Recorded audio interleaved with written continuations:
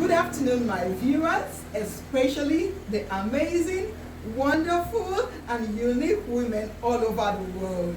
This is in commemoration of the International Women's Day that is coming up on the 8th of March 2021 with the theme Women in Leadership, Achieving an Equal Future in the COVID-19 World.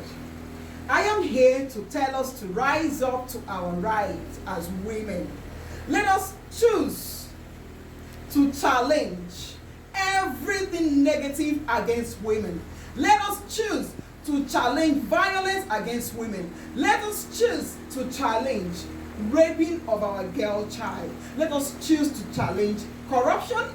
Let us choose to challenge bad governance. Let us choose to challenge bad leadership. Let us choose to challenge a failed system. Together in love, we all as women, as girl child, can stand up and choose to challenge everything that brings us down. Because we are unique. Because without women, the world will be at a standstill. Thank you very much, all the wonderful women that I know. God bless you all. God bless our nation. Thank you.